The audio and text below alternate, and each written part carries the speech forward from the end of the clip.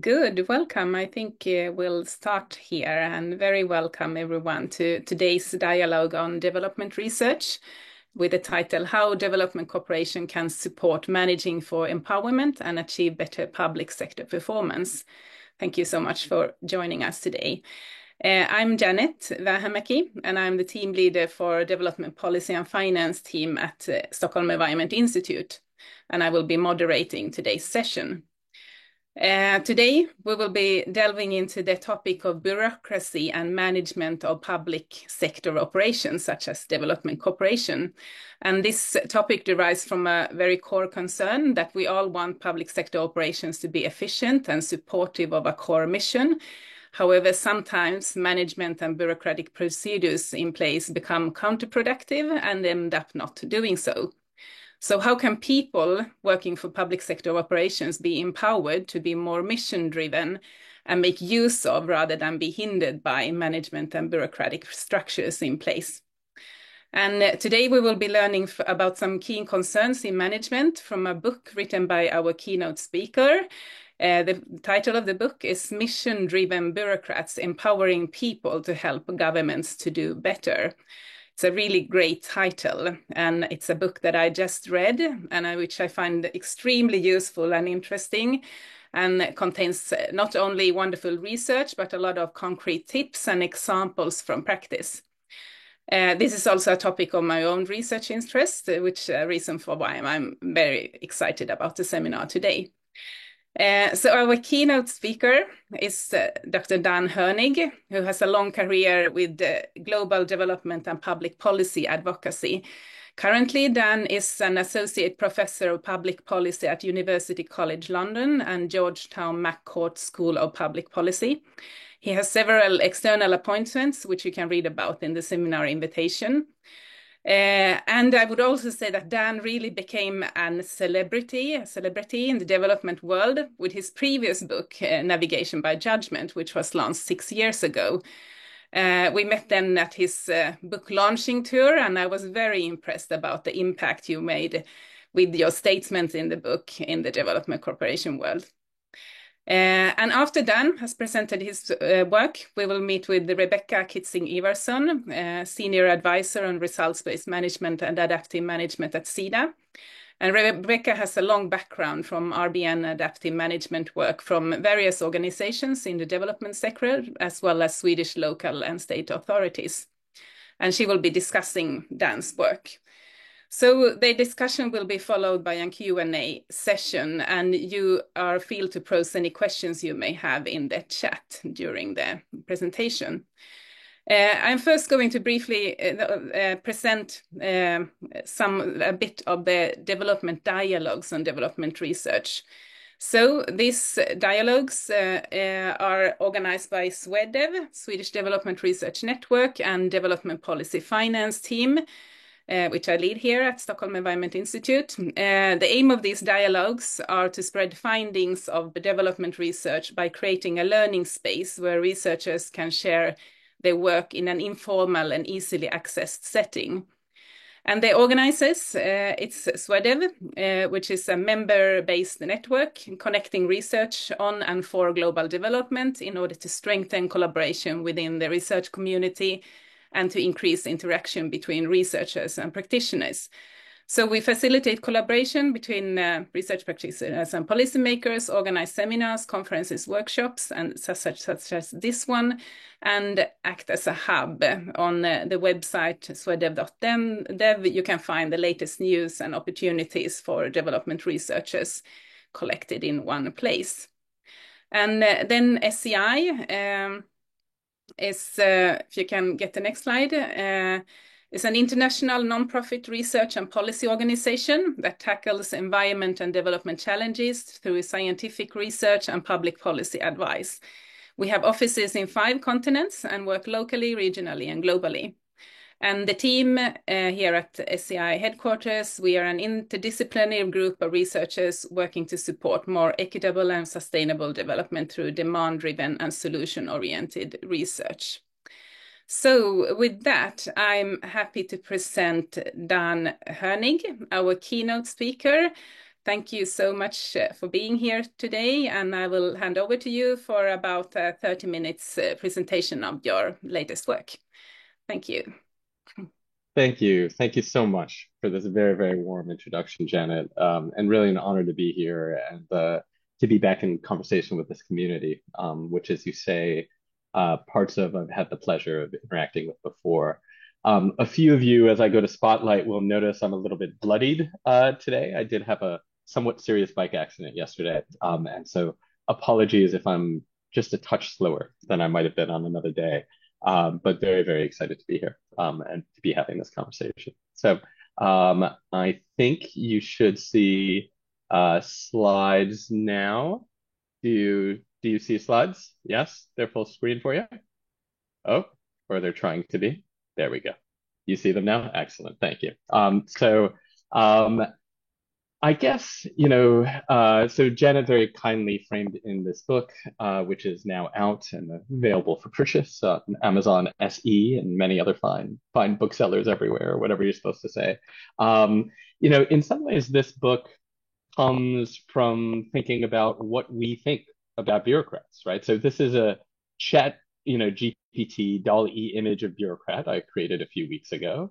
And, other than, in my view, this gentleman being remarkably handsome, right? Other than that, and also the sense that, you know, one needs think about the biases in our world that lead ChatGPT to have such a kind of typical, stereotypical, white male as the power holding bureaucrat. And so, putting those things aside for a second, the other things we see here is what I would call a lot of compliance, right? A lot of files. There's a stamp. It's very old fashioned as well, right? Very traditional in many ways. And the bureaucrat is to some extent in the shadows, right? The face is half shadowed. And, at the risk of overinterpreting a piece of art of some sort, I think that's not atypical for how we think about bureaucrats. They do tend to hide in the shadows. One place this book comes from, in some sense, is a meeting of high level, ministers and a few high level academics. And they let me wander in and, a bunch of kind of Bangladeshi civil servants in Dhaka about 5 years ago. And the Oriana Bandiera, an economist at London School of Economics, asked a question of the room in a kind of word cloud survey. So what's the first word that comes to mind when you think civil servant? So again, this is an audience of people who are civil servants, who manage civil servants, who study civil servants, right? So I might have expected extreme positive bias with regards to how they thought about the civil service, but I would have been wrong if I had expected that. So there's a little bit blurry, but we see words like stubborn, irrational, unimaginative, tired, lazy, unapproachable. My word here, my contribution to the cloud was this one, was misunderstood. That was my one word that came to mind. And I was frankly shocked to see how out of step my own view was with that of most of the folks around. And I already was engaging in a set of research projects to try to think about kind of the nature of bureaucrats and how they work. But for me, this really underlined the importance, even in communities like this one, of thinking again about these kinds of folks. So basic framework of the book. Two stylized types of management. These are, again, stylized. Most management will be in the middle in some ways, right? But for illustrative purposes, we can think of management as either attempting to get people to do things through compliance or empowerment. So compliance, depicted in red at the bottom of your screen, is the idea that we've got a bureaucrat who otherwise isn't going to do what we want them to do. We've got an agent, and so we, the principals, need to force that agent to do things that serve the mission and thus lead to performance, right? We need to induce alignment. But what about in the many cases, I'm going to argue, where we have bureaucrats who have a motivation which is compatible with just wanting to do good work, and they don't need the kind of monitoring and compliance to get there? Well, in that case, maybe we want to think about the empowerment route, the blue route at the top of your screen. And in those cases, we want to think about how to kind of craft and shape and support that internal motivation. And we might do that through empowering management practices, which the book articulates as practices that allow autonomy, cultivate competence, and create connection to peers and purposes. So management for empowerment is not, in my thinking, the absence of rules alone, or even the absence of rules primarily. It is an active process of supporting people as they come to experience a sense of, a sense of agency, a sense of efficacy, a sense that the fact that they are in the role matters to what happens in the world.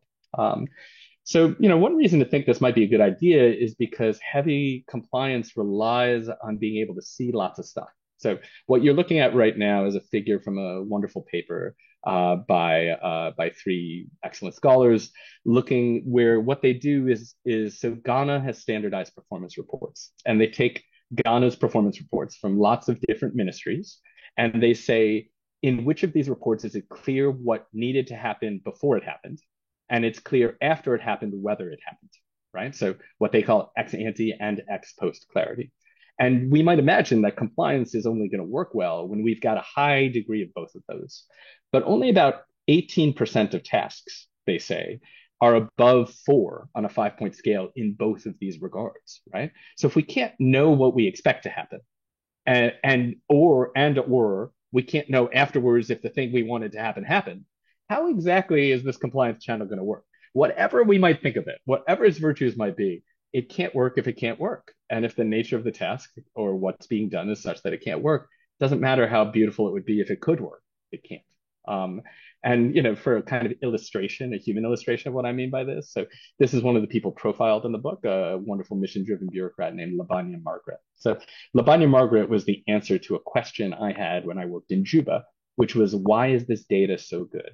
So, I've spent lots of time in fragile states. And frankly, as some of you probably know, you look at official statistics in fragile states, and you often want to send out your own team to verify what might be present in those statistics. But each time I did that in Juba, the numbers basically matched up. And I found myself thinking, it's a brand new country.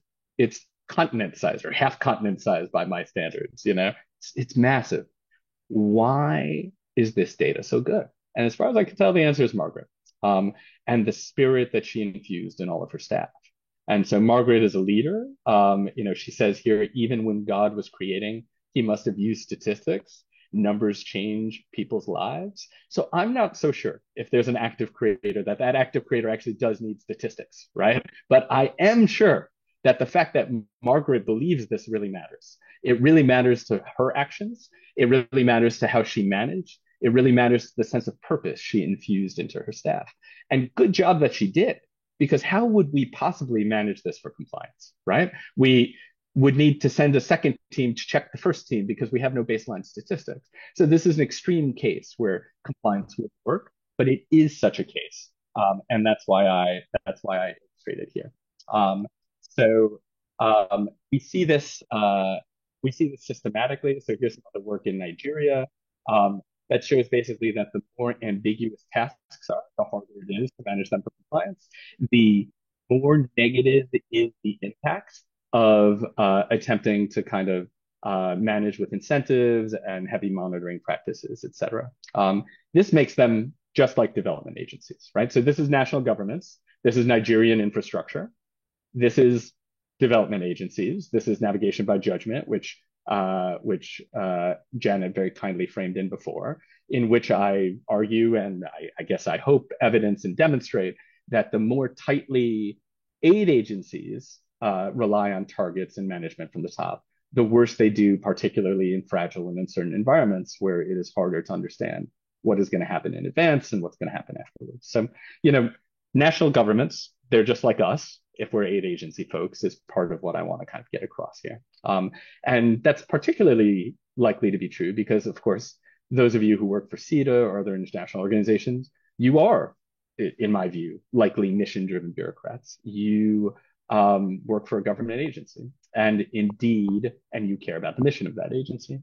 And indeed, I tried to gather all possible available evidence. I go through it somewhat systematically in the book. We have basically no evidence that people in developing countries who work for government are less mission motivated than people in developed countries who work for government. So I'm not saying no unit is ever hired with ill intent or no bureaucrat is ever hired to extract from the state rather than contribute to the public good. Of course they are, right? What I'm saying is we have no systematic country level evidence that as a first principle, when we know nothing about a situation, we should go in with negative assumptions about bureaucrats in the developing world. And I suspect this may come up in Q&A. Very, very happy to talk more about it there. Um, in the book, I draw on lots of kinds of evidence, my own and that of others. I'm, of course, only going to touch briefly on them in the next, let's say, 25 minutes that I'm chatting. And I want to do so through the lens of things I think I learned through the process of doing this research. So I think one of the first things I learned is that motivation changes in response to management, right? So let me draw on another one of those profiles. This is Judy Parfitt.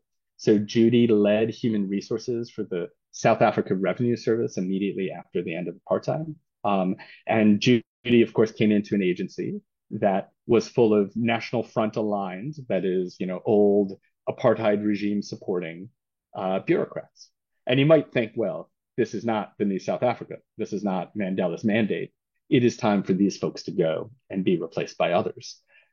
Maybe, but all I can say is that wasn't Judy's approach, and that wasn't Praveen Gordhan's approach, who I'm sure some of you know, who led SARS then and then went on to a long and storied career in South African government. Instead, Judy's approach and her team's approach was to show those white Afrikaans speaking National Front aligned bureaucrats that they were efficacious, that they could be part of the new South Africa, that the actions they undertook could have impact and meaning. And what happened was indeed most of them were persuaded to get on board, right? Motivation was changed, mission was changed by management practice. And as a result, the South African Revenue Service became a leading, highly efficient team and unit, and went on to be a model, I would say, for much of the subcontinent. Uh, you know, and Yeah, when I think about Judy, or I think about, if I'm honest, my own experience working as the chief of staff to the Minister of Finance in Liberia just after the Civil War there, where we helped manage a ministry that was staffed largely by our Charles Taylor appointees.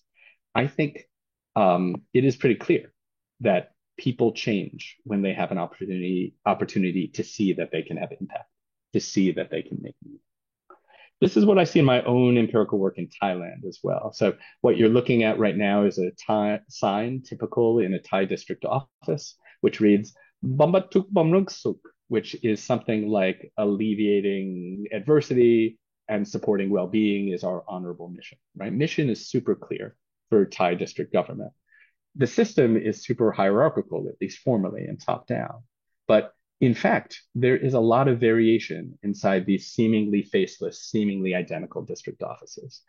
And I find working with the team that that these district managers have very little by way of kind of hard powers, right, to sanction the people who work underneath them. Because of that, they are induced to manage quite a lot for empowerment. And indeed, this leads to highly motivated, highly efficacious bureaucrats. It also leads to bureaucrats who move as a group. So, we see district level equilibria of mission and motivation consistent with management practice really mattering here. And indeed, we see that the motivation of one's manager is more predictive of one's own motivation and satisfaction than is one's background, one's prior positions, one's education, whether one is in one's hometown, right? Because the environment you're in really, really matters. And I argue in separate work that this is very much the secret to Thailand's development success. That when we see a system that's dysfunctional at the top, lots of coups, lots of chaos, and we see a system that is still delivering incredible human welfare impacts for citizens, a lot of that has to do with this ability of the district level bureaucrats, who are kind of the front lines of implementation, to be motivated and manage, and maybe even sometimes resist some of the things that Bangkok might put forward. In every Thai district office, there is a sign that what this is a list of names in Thai from different district offices. And it turns out that the secret to what happens in these buildings is these names, is what's on the board and how these folks manage. Turns out that Thai district offices, just like everyone else, right? So I build a large database, over 2 million observations, 5 countries, 14 years, over a couple thousand agency observations. Basically, I combine every existing civil service data set that I can and build a huge, 100-page pre-analysis plan, and then I analyze the data. And what do I find? Well, I find that within agency, when empowering practice increases, so does motivation, right? These things go together, right? So these are point estimates from a regression. If I turn them into like a simple line of best fit, this is what this shows you. What this shows you is that as empowering managerial practices go up, so too does mission motivation. It's an extremely simple relationship, but I think it's a truth we forget far too often. So, second lesson, management is not just about today's people. What I think I learned along the way is that management can attract or repel the mission motivated as well. And in this case, let me turn to my hometown of Detroit. I came to work with social workers working for kind of the City University of Detroit, which is called Wayne State, with a group of child protective services officers. So these are people whose mission is to take care of vulnerable children, to go into a home and say, hey, are these children at risk? Should we take them out? Should we leave them in this environment? And we find that the Child Protective Services, sort of hiring process is fantastic. Does an amazing job of selecting for people who really, really, really are passionate about helping kids.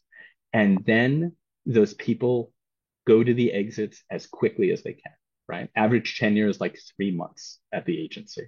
And, what's the answer to this ministry? To this mystery. I'm sorry. Why is it that people who care so much are coming in and then running away? Well, we argue the answer is that the more motivated you are, the faster you leave. And the reason you do that, we show that empirically. And the reason you leave the fastest, the more you care, is because the job doesn't let you do the thing that brought you to the job, right? So you come because you really care about kids, and you enter an environment where all the incentives and all the compliance means that you spend your life filling out paperwork, and you have every incentive to pull children out of their homes as quickly as possible and put them into a foster care system you're pretty sure is not going to serve them well. And you don't feel good about yourself. You don't feel good about your day-to-day work. You're not sure you're helping children. You don't know how to change the system. And you say, you know what? I've got to get out of here. I do not want to be doing this job. I do care deeply about kids. And because I care deeply about kids, I'm going to go do some other work where I can care deeply about kids. And I've done some ride-alongs with Child Protective Services officers. I couldn't do this job. I don't have the mental fortitude. I don't have the resilience to do it. I don't know how anyone can do this job, but I think that the people who do this job should be the ones who care the most about the kids. And we've done an amazing job in my hometown of getting them in the door, but we don't seem to be able to keep them. And that's because we've set the wrong managerial environment for them.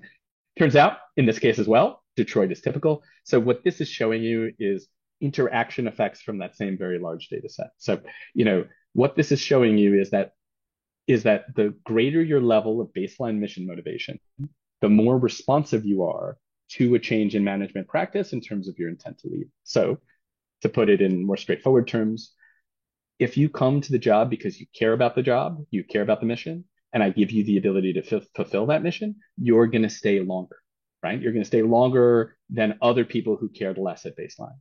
If you come into the job because you really care about the mission, and then I do not give you the opportunity to fulfill that mission, you are going to be one of the first to head to the exits. So it's not the case that we can just imagine the mission motivated are going to stick around no matter what happens and be those saints. They are going to come and go based on the incentives we and the system gives them. You might say, okay, great, but what about performance? And I would say, well, here I think we've got some excellent evidence that empowerment-oriented reforms yield better results than compliance-oriented reforms. So focusing now only on extremely well-identified studies, a number of these are RCTs, we have evidence from around the world. These are all developing world examples, the developed world examples too, that when a empowerment reform and a compliance reform to attempt to improve performance are kind of run as a horse race, we have basically no case that I know of where the compliance reform wins. I don't think that's because empowerment is always the right decision. I'm going to come to that in a minute. But I do think it's kind of remarkable that our very thin evidence base really points only in one direction. And I should say it points in that direction even when my theory suggests it shouldn't, that compliance should work better. So taking, for example, this last study, right? So some of you may be aware of this work looking at procurement in Pakistan. This is in Punjab, where one group of procurement officers are given bonuses if they save money. right? On very easy to monitor goods that they're procuring, right? A4 paper, printer ribbon, pens, right? Things like this. Things monitoring of quality is not the issue, right? Some people are given more money if they save money for the government. Some people are given no more money if they save money for the government, but they're given more autonomy. They're given more ability to exercise judgment, right? Which one of these treatments do we think leads to better performance? Well, turns out it's not 10% of your salary. It's the ability to exercise judgment that leads to sustainable and impressive improvements. And of course, that costs nothing. Actually, you've removed cost, not added to them in doing this reform. And, this is a problem for my theory because procurement should be super monitorable. I showed you that thing with the circles before in Ghana, you might remember. Procurement's all the way. It is part of that minority of tasks where you really can see what's going on. So why is this happening? Well, my answer to this and more generally is that every job, it is a spectrum, not stylized tests. And however much compliance is optimal for the job, even for the jobs that require the most compliance, we have too much. So the move we have to make often is in the direction towards empowerment, even for those things that in equilibrium should require relatively little of it. Over reliance on compliance is so often the norm that we see these effects showing up even where indeed relatively more compliance is probably a good idea for performance. One of the tricks with compliance is that it can work, it can seem to work in the way we think about what it is to work, even when it doesn't. And so this is sort of like a special, I just added these slides for you, I'll be honest. And I did so because I think I'm probably looking at a community of people who think a lot about evidence in the developing world. And many of you are probably aware of the study I'm alluding to here. So again, this is a DALI image. This is of the famous Duflo et al. Paper, arguably one of the things that contributed to Esther Duflo's Nobel, in which is called incentives work. And the idea in this study is that they have teachers take pictures of themselves in a classroom with a timestamp, and to get paid, you have to have been in class, right?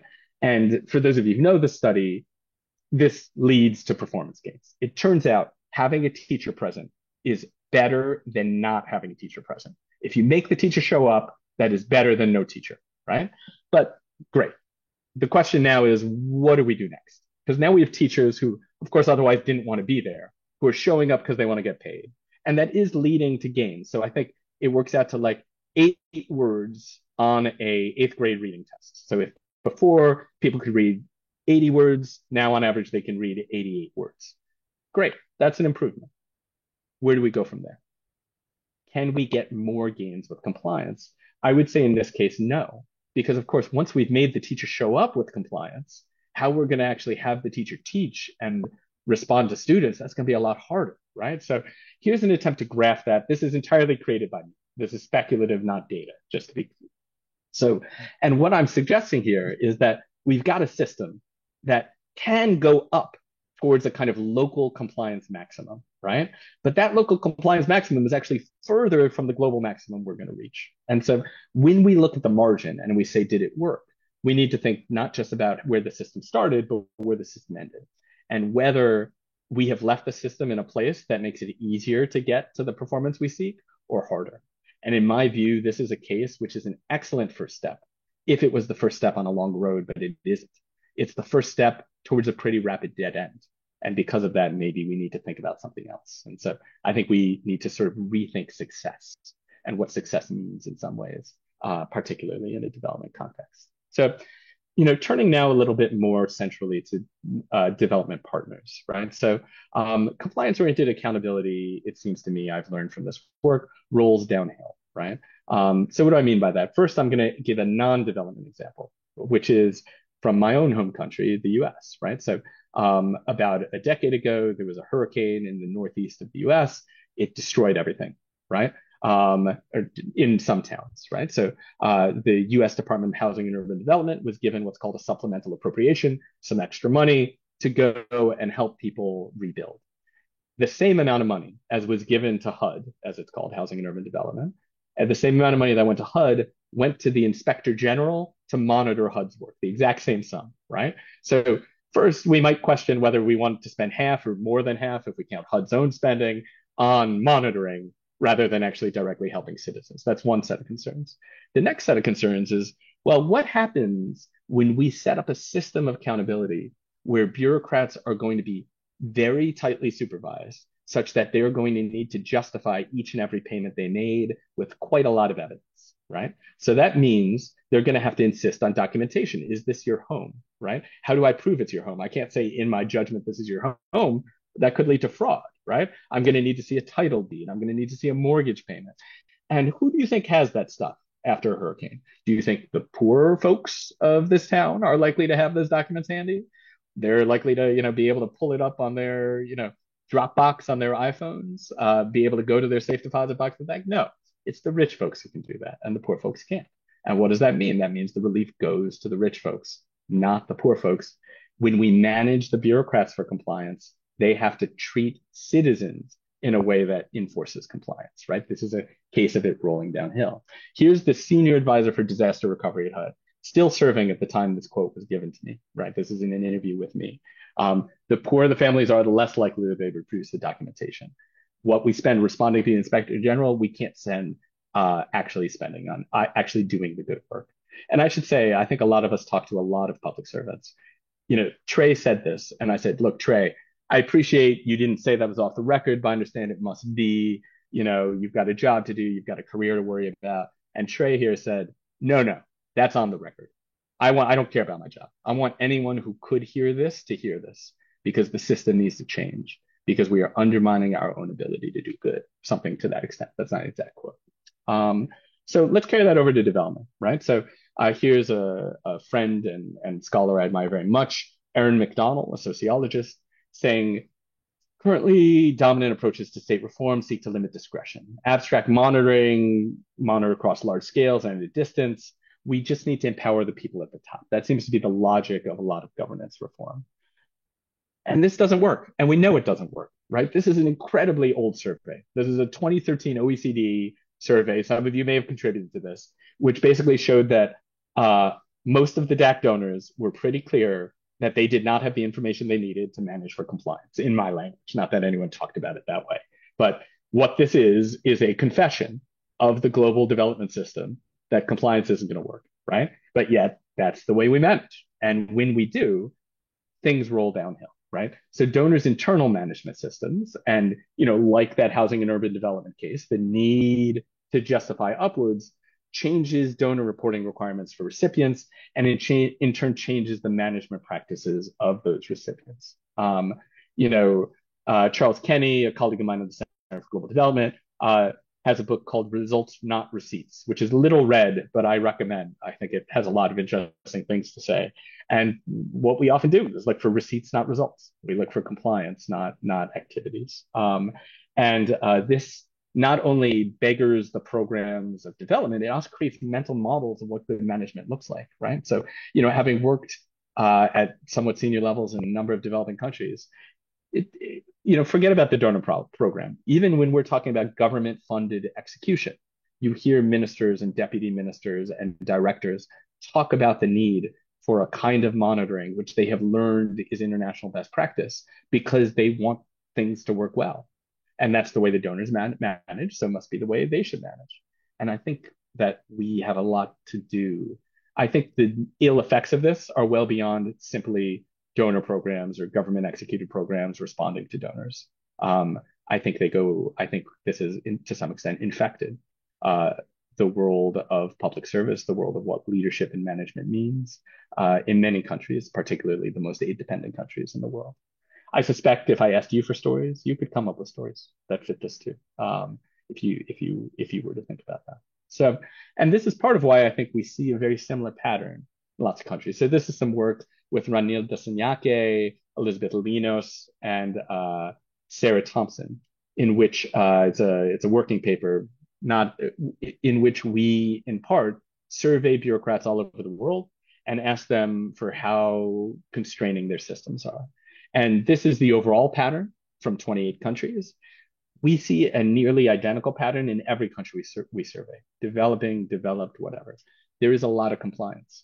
And this graph might make sense. Compliance is on the left here. This graph might make sense if we thought most tasks could be well managed with relatively more compliance, but we don't. And we have good empirical evidence that isn't going to work, yet that's still the way we're going.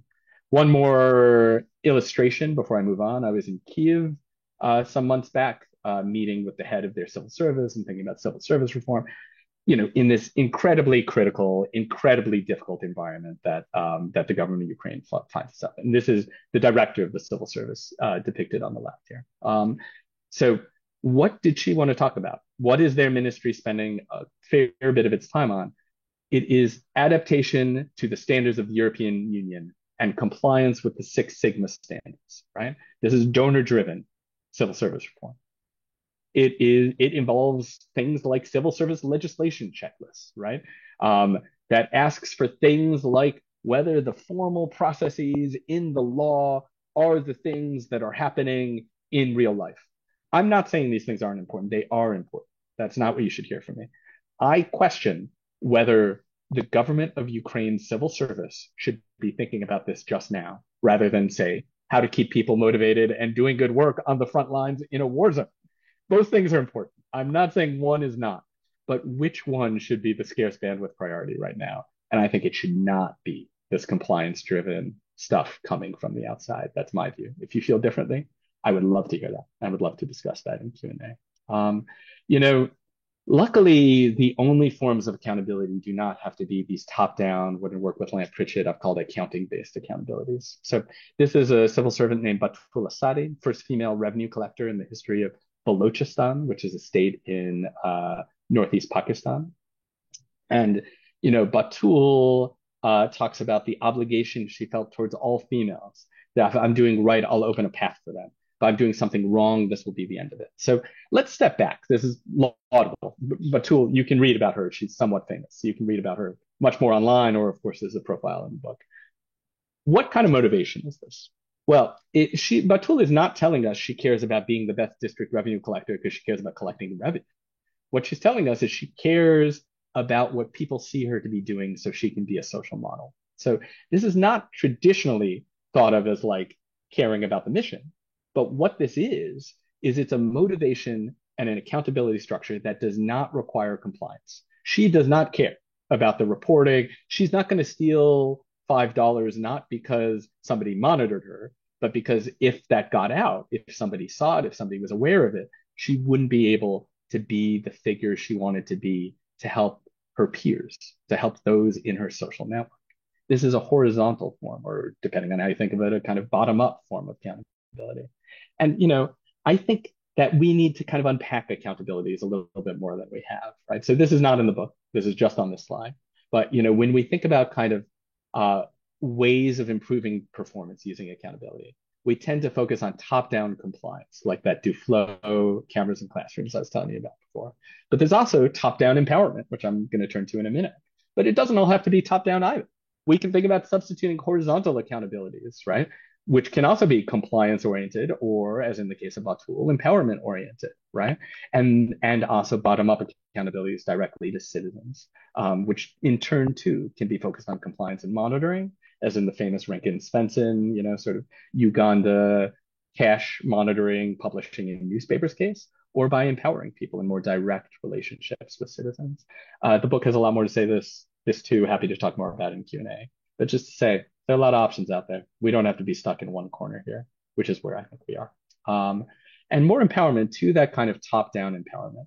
More empowerment is often achievable without reducing compliance. So you might be listening to me and saying, okay, great, Dan, but how are we going to get rid of all these? I can't get rid of these rules inside CETA. How am I going to get rid of these rules for the, my partner organization, the Ministry of Agriculture in Lesotho, where I've never worked. I'm using it purely as an example, right? How am I going to change things there? Well, if you can, great. But if you can't, there's still things to do. So this is part of the theory chapter of the book. Basically, it's saying, like, look, there is a trade-off between empowerment and compliance. That's why we see a black line here, kind of a possibility frontier, which bisects point D. There are places we can't reach, like point K. But most agencies are at a point like A or B. They are below the frontier, which means they can make performance better. They can increase empowerment without needing to trade off against compliance. So we can sometimes need to move D back and forth, and that means less compliance for more empowerment. To give somebody more autonomy in that procurement case, right, in Pakistan, they had to change the rules. But fine, that doesn't always have to be the case, even in that setting. I bet you there were empowering things that could have been done from the top that did not require changing the rules. There are improvements we can make on lots of different axes. The most, if we think about that Duflo case again, those cameras in classrooms, I think that those classrooms are probably somewhere near where this black dot is, and they move up and to the left with the classrooms with the cameras, but they could well move up and to the right, or they could just move straight up. That would work too, and then start heading towards the right. So what do I mean? There's a whole chapter of the book which is like, here are things that have worked somewhere, right? Maybe they can work for you. I have to say that chapter was also 3 times as long, and my publisher was like, you cannot have a 12,000 word chapter, solutions chapter. I have lots more solutions where those came from. None of those will work for you, right? Managers can empower subordinates. They can do that by formally changing rules, but they can do it by just encouraging self-directed development, by establishing a clear mission point and having conversations about whether we're reaching it. Teams can also be empowered as collectives, right? In ways that could involve reducing compliance, but can just involve more empowerment without reducing compliance. Same too for leaders thinking about empowering agencies. I'm going through these at speed because I recognize I've essentially run out of time here on my half hour. And there are also solutions for reforming recruitment. I'm very happy to talk more about these. There's a book full of more of them. If you or your agency wants to change where you are, those are the kinds of things that I'm also happy to be in conversation about after the talk. So I have a simple plan. Simple plan. Maybe the simplest plan I've ever had in any a bold statement, but I think it might be true for what I think development partners might be able to do. So the first thing I think development partners might be able to do is stop making things worse, right? So don't force compliance-based practices where they're a bad idea. They're not always a bad idea, but where they're a bad idea and you know they're a bad idea, don't encourage them. That's step one, right? So that's a big lift. But let's say we've managed to do that. What's step two? Well, step two is actually making things better. Step two is being an active force for management for empowerment while rigorously tracking results, right? So managing for empowerment does not mean giving up on knowing if it's worked. It means changing the operating modalities, the processes of management, and still focusing on the welfare that should come out of the back end. If the Lesotho Ministry of Agriculture, agricultural extension should still need to show that it is leading to adoption by farmers, better yields, et cetera, right? These are the right sort of things to track in the medium term. What we need to change is the process by which we encourage achievement of those results. And you know what? That means these things can also be piloted, right? Run a pilot program in your agency. Run a pilot program with a donor government. Pick some people, some ministries you think are mission-oriented, mission-driven, and see what happens if you work with them in a different way and what happens as a result. All right.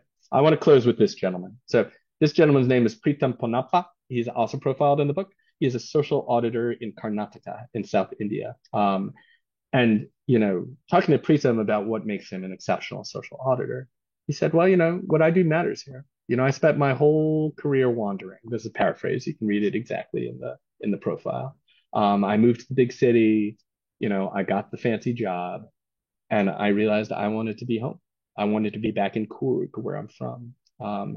And I wanted to be there because I wanted to be in a place where my existence matters. And this makes Pritam exceptional and also very, very common. And what I mean by that is he's exceptional in the sense that I admire him. I look up to Pritam, if I'm honest.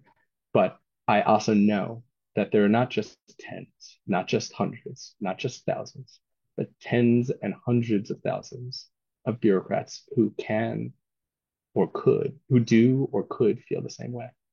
There are so many people in developing countries, in developed countries, in all countries who want to be good public servants.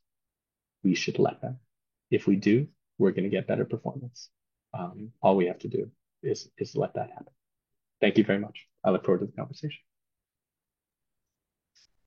Wow, thank you so much, Dan. Really great. I feel myself so empowered of that those last words kind of like we can do it. Really great presentation. Thank you so much. Before I hand over to Rebecca, just one question that came to me, because last time when we met 6 years ago, you were presenting your previous book and then on development cooperation. And you were then like, oh, I really need, you had so much rich data in that book. And here I can see you have like really extended that data, and you can kind of, but it's like the same message and the same pattern, a lot of it, and it's a really important pattern. So I do think that it's important to yeah, tell all these facts. But is there anything that you got like fascinated about? Okay, this was in the development cooperation world, but now I saw something else when I went into other sectors and other countries. And so, is there anything you kind of like, this is really something that differed in the bigger world and the development cooperation world? Yeah, should I answer that now? Yeah, do that, and then I'll just hand over to Rebecca after. Yeah. Yeah. So thank you. So in part, I hear you saying like, is this just an encore? Is this navigation by judgment, mission-driven bureaucrats edition, right? So I've really highlighted the through line here because of, in some sense, the frame of this talk around development partners and development cooperation. You know, I guess to some extent, I agree with you that the same message needs to be said again. So when I wrote a book about development partners, I didn't realize that the world would read that as only about development cooperation, not about delivering services in complicated places, whoever the deliverer happened to be. And so I do think there's some reinforcement there. That said, I do think there are also important differences. So one of them is, this idea of kind of people being animated by lots of different forces, right? So in navigation by judgment, the actual mission-driven bureaucrats, to use my new term, in the development agencies are a little bit in the shadows, right? I've got a chapter where I'm like, hey, look, we need to think about these people and what drives them, but I don't really actually do the thinking about that. And here, the question is, what actually drives people, right? What actually is making them work? And it's as if like, I guess I think of it as like another piece of an interlocking puzzle, right? Which is thinking not about kind of the structures and the management practices primarily, but thinking about the humans who are executing on them and seeing things like the way people stay and leave the agency, right? Seeing things like the way people themselves are transformed by management practice. So navigation by judgment doesn't have that flavor, right? It doesn't have the sense that people move. It looks down from the system in some ways. And here I'm looking up from the humans. And I think that both enables the kinds of stories that you kindly discussed before we went on camera, finding compelling when you read the book. Um, it also allows a kind of thinking with more nuance about the who that's government. So I promise I'll stop in just 1 second, but like government is a fiction, right? When we say the government did something, we are always saying something that is like a little imprecise because the government doesn't do anything. Humans do those things. They do them in the name of the government. And it's fine to say the government did it. But somehow in that elision, we've forgotten about the people. And the more we remember them, the more we think about them, and the more we center them in our own planning and our own development cooperation kind of agenda, I think the better off we're going to do. Thanks. Thanks, great then. Yeah, so now please, Rebecca, to give comments. Rebecca, RBM advisor at SIDA, and also to the audiences, you are welcome to write questions throughout, and we will, after Rebecca and Dan has discussed for a while, we will let in questions from you. So please, Rebecca. Okay, thank you so much, Janet, for giving me the opportunity to discuss this very, very interesting book with you, Dan. And thank you so much for your presentation, Dan, and especially for writing this book, because I think that we are quite many bureaucrats around who recognize very much from our own experiences when reading it.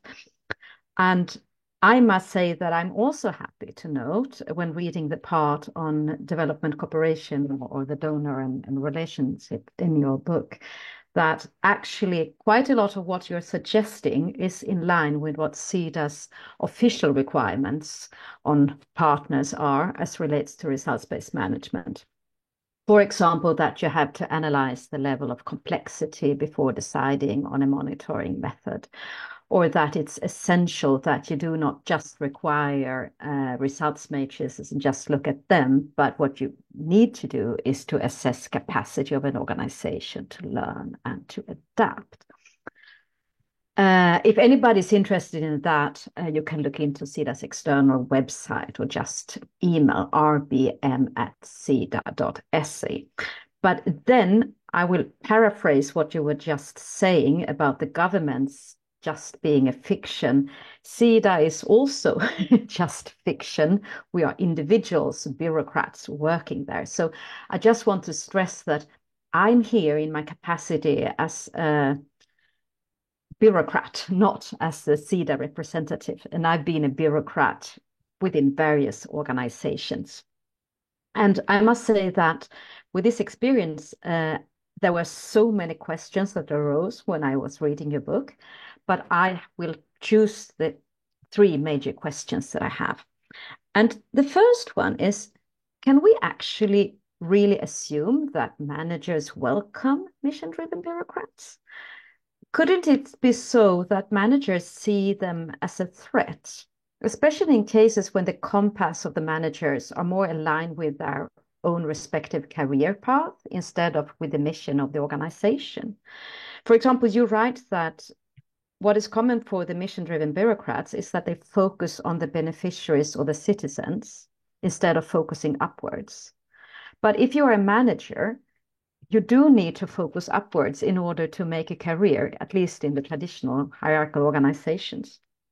And also, I've experienced that mission-driven bureaucrats could be seen as a disturbance because if you're really mission-driven, then you will point out when things are not working. And I think also that you suggest that you should allow your staff, if you are working to empower them, that you should allow them to point out what is not working and problems and so forth. But that could also be a nuisance, especially if you have an organizational culture about being positive and so forth. So that is my first question for you. Thank you. Yeah, I think so first let me say I see the same elephant, or at least I think you do. So, that is to say, if you read me to say that all managers are excited to be empowering all of the time, I do not mean to imply that by any means. So I guess I would say a couple things. So the first is that not all forms of empowerment have to be career concern threatening to that manager, right? So, and indeed, to the extent that less career concern threatening forms of empowerment may help their team perform better.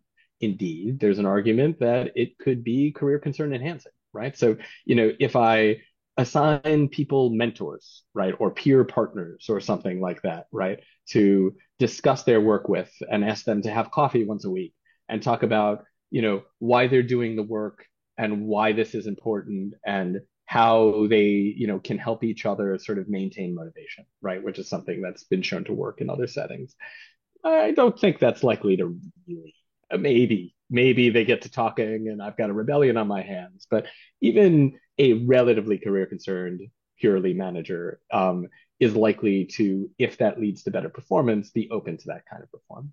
It's also the case that, of course, for the system to change, my view is like we shouldn't start with the hard cases. We should start with the easy cases where we get the most bang for our buck. And of course, not all managers are that way. And indeed, all, so one of the things to Janet's question earlier about the kind of like what I think is different here, or what I think I learned here, I don't think when I last had the pleasure of visiting you in Stockholm, I don't think I had a full sense of the nuance and complexity of a given individual's motivation. Even the most career concerned individual, maybe not the most, but even many career concerned individuals are not only concerned with career concerns. They also decided to pursue a career in this agency because they care about it, right? And that can be invoked, we can activate that kind of channel too. And, I think how to the like political economy of adoption, which is sort of where I hear you pointing, I think is a complex one. And it's always going to be bespoke, right? So, when I work, so I'm now doing work with a few different governments around the world on sort of how they can encourage and promote management for empowerment. And, that my recommendation, not always taken, admittedly, but my recommendation is that that begins with a diagnostic process that's pretty granular, right? So, we think about who the people are in the current system who hold what levers of power and what makes them tick and what they're likely to want to adopt. And then we accompany that adoption because there's also a need for a change of culture. One thing you didn't ask, but I'm going to put words in your mouth and then respond to is what happens, can the manager just say, okay, you're empowered now, go ahead? And the answer is no, right? If we change the formal rules or even express a belief in new practices, our subordinates are not going to believe us, are not going to behave differently until they see proof that this is really a new regime. And so there's a need not just for the kind of formal change, but the kind of informal encouragement and accompaniment to actually realize the benefits of these kinds of techniques. Okay, thanks. And then another thing that I was thinking about when I was reading your book, and also now when I was listening to your presentation, is related to the incentives for mission-driven bureaucrats. Because it's not so that I'm asking for a salary cut. I absolutely do not do that. But what I've seen many examples of is that traditional incentives can actually be counterproductive when it comes to mission-driven bureaucrats. And that's from when I've been working within organizations, but also when working with organizations, where I can sometimes see that the higher the salaries and the more prestige that it comes with working in that particular organization, the more focused the staff will be on the salary and the prestige, and not so much on the mission of the respective organization, and the vice versa. However, I've seen, and also I think you mentioned that during the presentation, but in your book, you refer to solid research that actually shows that there is a positive correlation with high salaries. So I was thinking, could it be so that there is a declining marginal utility, meaning that if you're in a setting when you can hardly, have a decent living standard without a salary raise, it will sort of encourage and be a positive correlation. But when it comes to some organizations, when the higher salary is about living in luxury, and I will not name any of the organizations I know, but I mean, there is a huge difference, especially when you talk about international development cooperation. You have a very wide span. And there is actually a negative correlation. Do you think that hypothesis is valid? I think I'm pretty sure about the first half of it. The second half I'd want empirical information on, but it seems plausible. So let me break that down. So the first half of it, that if you can't make enough to feed your family, right? You are likely to be more motivated and more comfortable and not need to work a second job if you actually are making enough money. And frankly, there are a lot of fragile states, a lot of not so fragile states in the world where that's the case. The basic civil service salary, everyone agrees it's inadequate, but there's not enough money to change it. And I don't want to get into all of the complex issues there, but for whatever reasons, we're in that equilibrium. I think that's right, that that as people become better compensated, money stops mattering as much for the practical purpose of buying stuff so my family can be okay, right? But money's not just about buying stuff so my family's okay. Money's also signal. So, in America, so I should say this is going to be recorded. I'm going to keep this anonymous, but I was speaking with a very prominent group of effective altruists, right? So these effective altruists give away all of the excess wealth that they accumulate. They still compare salaries with each other. Why? Because those salaries are a signal to each other of the market's reward of their labor and of their ability to signal their generosity by being so beneficent, right? So they're not keeping the money. They still care about the salary because it's a social signal. And what I hear you saying in the second case is that, people at a very elite level often are thinking about that social signal of the salary. And because they want that signal, they are pursuing that signal rather than the mission of the organization. I think there could be some trade-off there. I think studying it systematically is complicated. I think that the second point I would make, which I think is a little bit closer to the logic of the book proper, of the main argument in the book, is that a salary is not the same as an incentive. right? So, salary can be a kind of incentive, but there's a difference between paying you to accomplish tasks X and Y and Z versus paying you sufficiently to do your job and then empowering you to do it. The former is always compliance, right? The incentive, right, is always about do this and I'm going to reward you. The latter, the salary, is sometimes compliance and sometimes not. It depends not on the level of the salary, but the social understanding of what that salary means. And if all this sounds like kind of complicated and sociological, this is exactly why the book does not have a chapter about this. I actually debated one kind of on these issues. I think the relationship between money and motivation is complicated. I do think it's not the case that just because someone prefers more money, they're not mission. I think I'm a mission motivated professor. You may disagree, but I guess I think I'm a mission motivated professor. If the university was like, hey, guess what, Dan? You're so mission motivated, we're going to cut your salary by 95%. I don't know. Maybe I'd be a plumber, Like there are caring to some extent about money does not make you an uncaring bureaucrat. Though I agree, there are certainly bureaucrats who care more about the money than the mission, and that is an issue when it does occur. Okay, thanks. And then another thing that struck me when reading the book was that in many organizations, at least in Sweden, I would say, there is a growing awareness that there are lots of drawbacks with the compliance-driven management that you describe. I mean, the traditional way of compliance-driven with targets and checklists and so on. But I think that there is another kind of compliance emerging, which requires officials to spend considerable amount of time in various kinds of meetings and to apply various kinds of management practices. It could be called agile ways of working or team-based working, and the meetings could be called like demos and retros and stand up and sit down. No, I have never heard it. This sit down.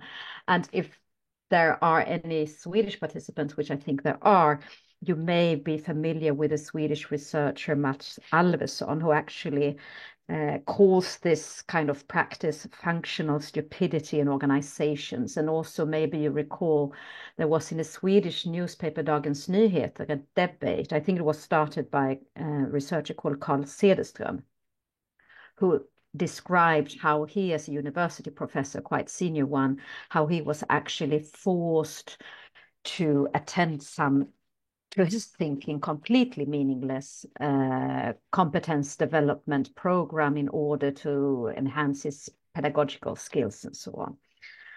And both of them, and I know many persons, me included, who are quite frustrated about these practices because we feel that, I mean, instead of being able to do the work, this thing that I think it was so very beautifully put, but this guy, I don't remember if it was in Pakistan, where we can find a place where my existence matters. But instead of finding that place during the hours we spend at work, we end up in these meetings, not understanding why, and why am I here is kind of a question one can ask oneself. And so therefore I'm thinking, is this something that you have come across? Maybe not in a development context, but maybe more in the States.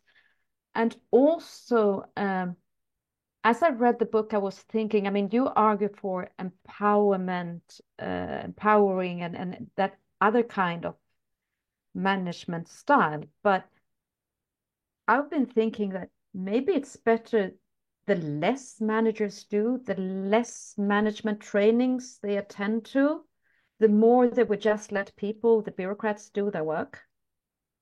So what do you think about those two questions?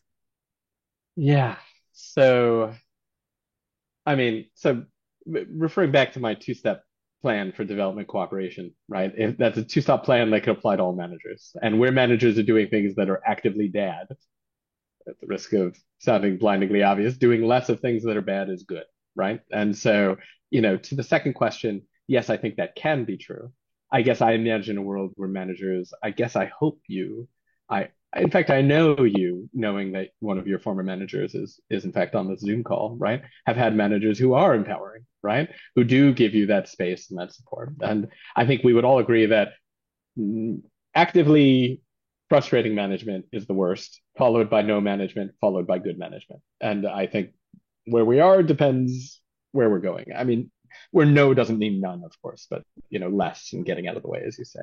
I'm gonna let me focus on the first part of your question, which is sort of, so I heard you describe right now what happens when people do the practices, but not because they care about the thing. And I know and I suspect many of the people who come to these dialogues know the work of Matt Andrews and Lant Pritchett and Michael Woolcock on isomorphic mimicry, right? Which is this idea that organizations in the developing world, in the development world, I'm sorry, development cooperation organizations adopt practices that are a little bit meaningless, and developing country governments do adopt practices that are a little bit meaningless to signal to each other.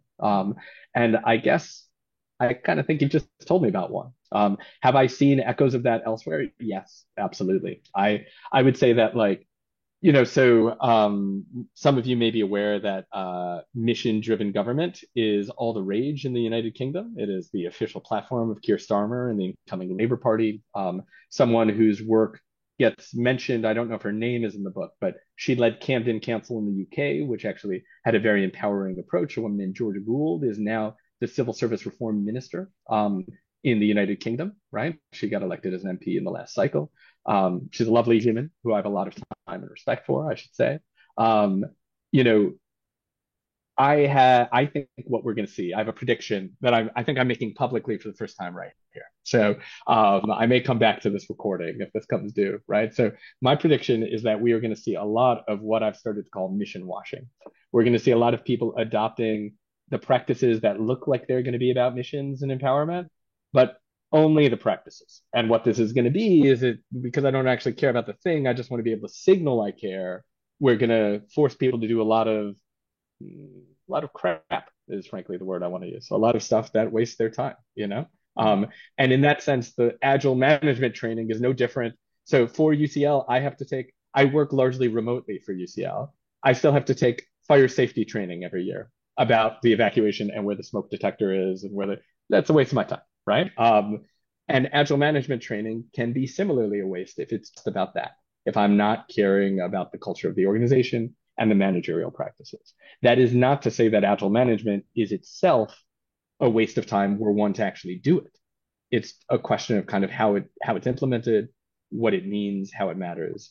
And I couldn't agree more that we've seen a kind of like virtue signaling of management practice, which has adopted things that sound fancy and new age and modern, but actually aims to change very little. And where and when we do, we shouldn't expect anything to change. And I think it's important, somebody, maybe you should write a paper about this. Like, I haven't seen somebody write this up. Maybe the gentleman, the researcher you mentioned has done this, but I think there's probably more to say about this. And I think we're going to see more of it, sadly, in the decades to come. Yeah. And well, I mean, of course, you can contribute to changing the world by writing papers. I'm not saying that is not important, but what do you have any suggestions what could be done? No, of course, it's just because of me not having written any, I have to say that. But of course, it's indeed very important. But if we are here to discuss what do you think actually could be done in order to contribute to minimizing this kind of isomorphic mimicry? I have a call me a little bit of a one-trick pony, but let's study what happens, right? Like, let's see what happens with these trainings. Let's say, okay, we've introduced all these practices. So, I didn't want to self-deal a minute ago, but when you were talking, so the example of mission washing, so we talk about this, I'm working to develop a kind of framework. We're calling it a framework for the evaluation of mission-driven approaches in partnership with Nesta, the UK's innovation agency, right? Focused on UK government, not on the developing world, on how the UK governs itself, and but hopefully applicable more broadly. And what we have is a set of practices, and like, are you engaging in these kinds of practices? And then here are a set of emergent outcomes. If these things are working, here are the things you should see. And here are the kinds of changes and results, which of course depend on what you're doing. So that's a little harder. Changes and results you can see. And if we only see this bit, if we only see the changes of practices, but we don't see greater psychological safety, right? More quicker feedback loops. I receive quicker feedback to agile management if we were thinking about agile management, right? Like, well, then we have the practices, but not the results of those practices. And we can turn around and say, hey, guess what? I mean, it seems like maybe you're mission washing. Seems like maybe you're not actually doing stuff, you know? I don't know. I'm just using this framework. It's over here, you know, here's some stuff. I don't see results coming out of this. I don't see ways of working and culture changing. I just see a bunch of nonsense practices that are taking people's time, and that's what they tell us. So maybe we could talk about that, you know? Call me, I agree. I'm with you that the paper does not change the world, you know? Like, I think but that doesn't mean that I think careful analysis can't be helpful. And I think if we do that, and we present that data, it becomes a lot harder to be ignorant. You know, the upper management of CETA, you know, cannot say, oh, we had no idea that this wasn't really taking root if you show it to them. And it seems to me the advisor on results-based management might be a reasonable person to commission some of that work. You know, I'm no expert on how CETA systems work, but it seems to me that might be the case.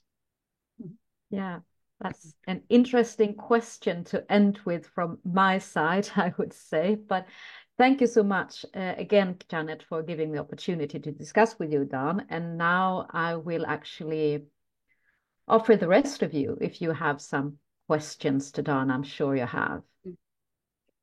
Yes, exactly. Please, you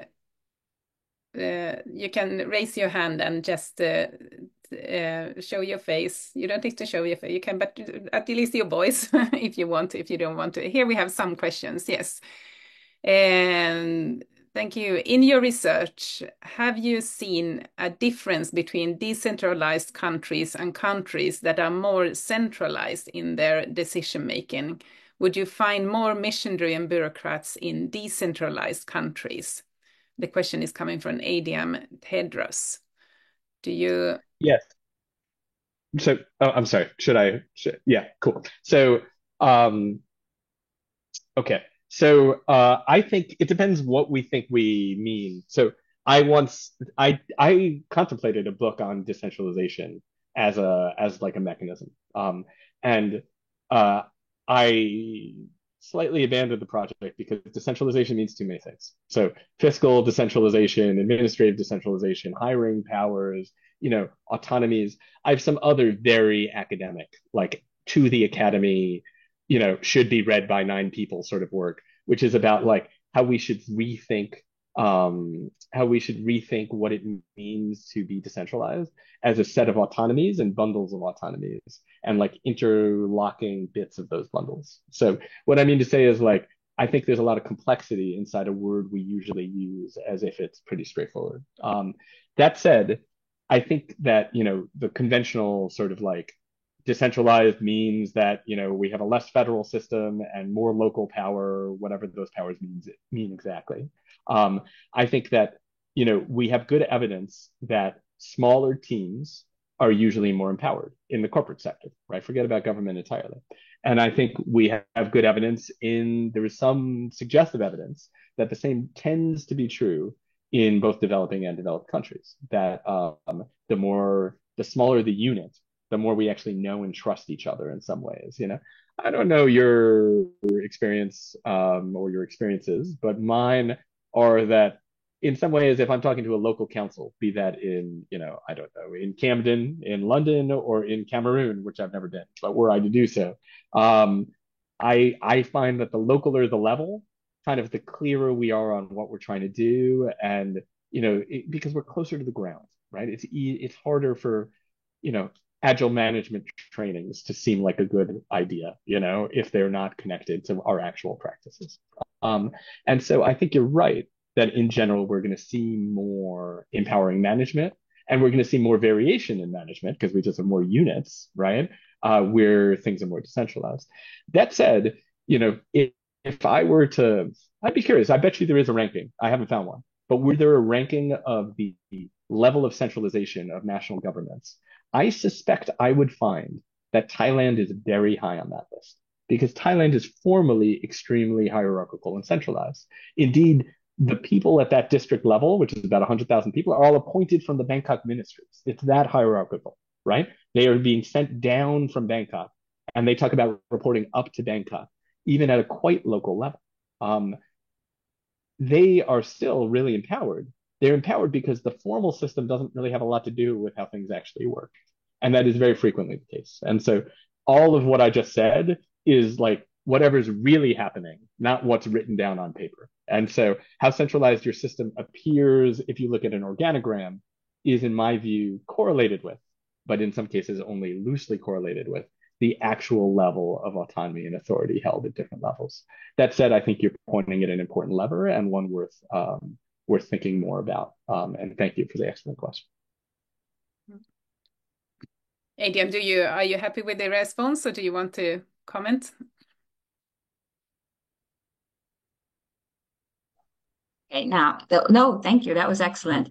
No, I just think that you should write about it though, to have that dimension included, because just hearing you, and I agree. Of course, a formal decentralization wouldn't be the same as how it actually works, but there needs to be empirical research backing this, of course, because that could be a driver for if you can show results. Then I think that we would have more decentralized system in the actual sense, where you would decentralize not only the power but actually the money as well. So totally. So I would love that. So I get the sense that you may know each other priorly, Edium and Janet, or you may be in the mix oh, no, not the case. Okay. All right.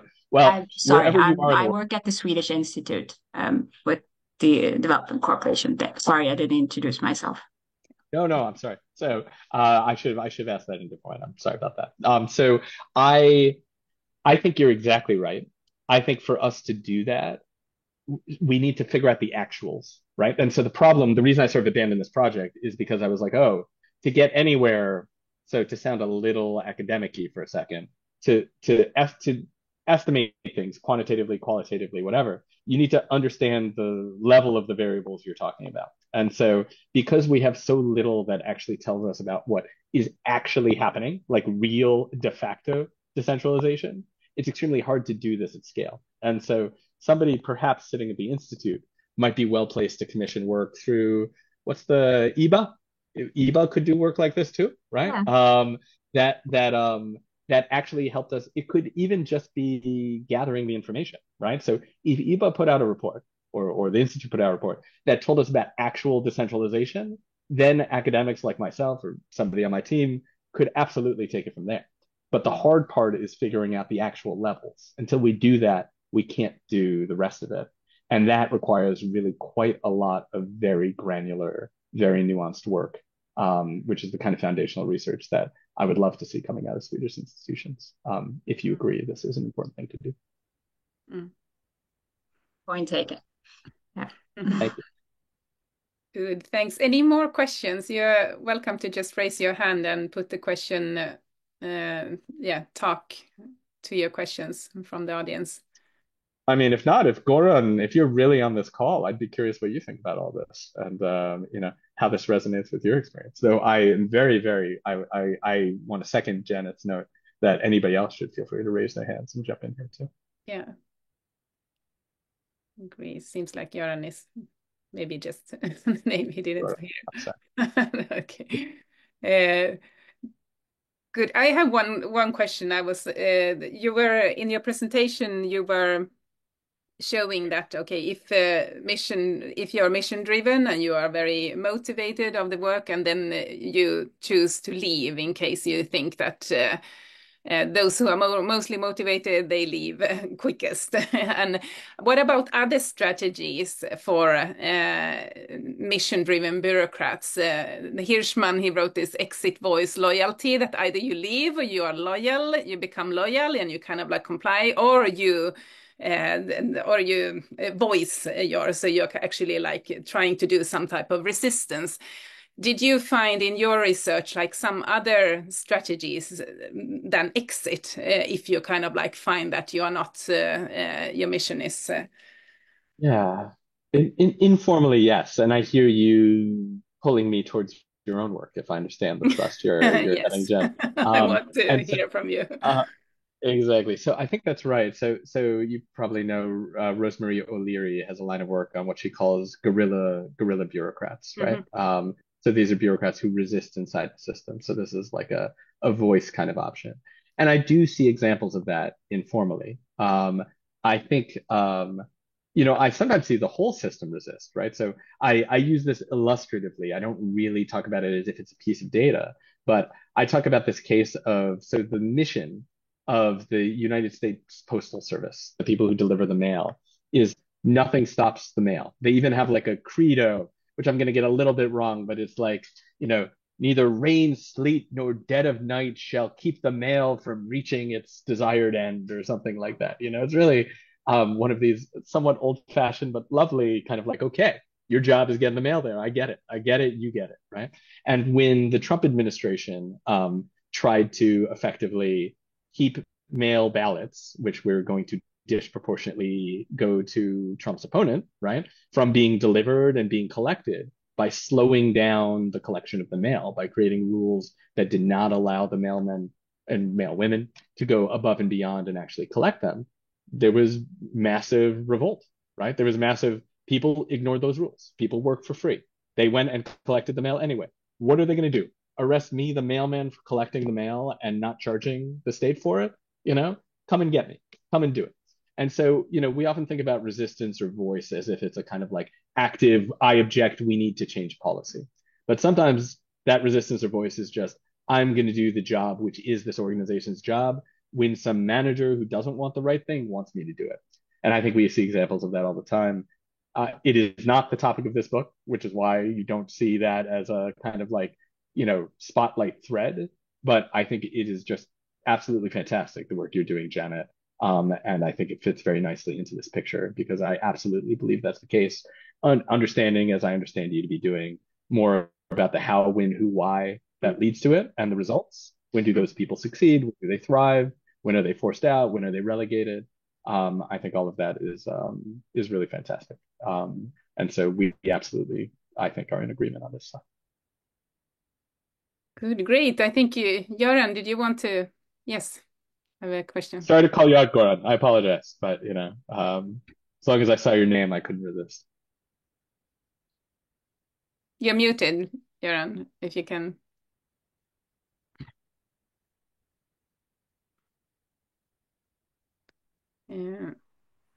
Now I think. Now I needed your assistance to get it on. Do you hear me now? Okay. Now I was multitasking, so I was listening and cooking at the same time. Wonderful to listen to you once again. I think I really have appreciated your efforts to discuss these things and combine it with quantitative analysis. I've bought the books. I'm looking forward to see how you manage to get the numbers right to convince us. I have just one question that relates to a debate that I assume you're somewhat familiar with, and that's about behavior change as a kind of equilibrium solution. So like social norms and so on. These things change, fast, and a lot of people changing at the same time, because it's not only about your personal conviction, it's about your expectations on others. So sort of mutual expectations driving change. And we have a Swedish political scientist who claimed that corruption was rooted out of the Swedish civil service during 2 decades in the middle of the 19th century, all happening at the same time. It has been questioned, but sort of he used it to underpin the theory of Big Bang theory of corruption or something, how. So I wondered, in the data and all the examples that you have seen, have you come across a feeling that these changes actually require equilibrium solutions, mutual expectations to be changing? It's an awesome question. I really like that question. So if we had this conversation 2 years ago, maybe there is still a way I can show that. So I do not talk in the data about like the pace of change, right, of managerial practices. It's great, and it is empirically tractable, though I have not tracked it yet, right? So like, which is to say, do we see a kind of tipping point equilibria in the aggregate? My instinct would be identifying those equilibria, like getting that data is going to be really kind of complicated, but maybe there's some ways of doing it. I can think of some ways, but I think you're right. So my instinct runs towards your hypothesis here, though I do not have a kind of like silver bullet empirical study, which is broad brush to show you. Since you were kind enough to frame in the possibility of examples here, let me talk about some of them. And I think you do see that. So, there's a strand of the book that I didn't talk about in this presentation where some of you may know, I think, wonderful organization called Emerging Public Leaders, which works to create essentially fast stream civil service programs in a number of developing countries, right? So, some of the elite graduates of that country's universities get placed in like higher level civil service positions than they would if they came in normally. They get higher salaries. Rebecca, to your question about signaling, I was worried when I started partnering with them that you would get exactly this kind of a lead effect, right? And I would say that it is possible, having spoken to a number of these folks, that there is sometimes a certain kind of belief that one is better than the civil servants one is around if you come in this way. But what we actually see in the data is that, and yes, Göran, please keep the thing from burning. The last thing I would want to do is ruin dinner. So, what we see in the data is that, or what we see in that data is that these folks come in, and so, effectively they come in and they're like, oh, things can be different. We just went to this training that helped us think about things that can be different. We're part of this cohort that thinks things can be different. And they show up in an office full of civil servants, and the rest of the civil servants are like, okay, all right, buddy, good, sure, things can be different. Absolutely. Yeah, good for you, right? And not many people change their behaviors because they've seen this song and dance before, right? They've seen people try to do things and have it not lead to change. But then what tends to happen is that person, supported by the larger cohort and program, they keep working at it, and then something small changes, right? The minister alters the policy in some small way in response to the feedback and persistence and belief of that bureaucrat, of that fast stream bureaucrat, and then the other people in the unit are like, I don't know. I mean, maybe it's not all a waste of time. Maybe we can do something different, right? And then we see their behaviors start to change. And year on year, they do report greater change in behavior. And you get these, even in extremely hierarchical societies, Liberia and Ghana, right? Not places known for their flatness, not the most hierarchical in the world, but, reasonably hierarchical. We see older bureaucrats talking about how much they've learned from these newcomers. We see managers talking about how much culture has changed, right? So I have an anecdote, which is in fact from a development agency, of from when I was talking about navigation by judgment some years ago. I went to this agency. A very senior person said to me, this empowering people thing now in the aid agency, back in the day, those people maybe, but now I don't know.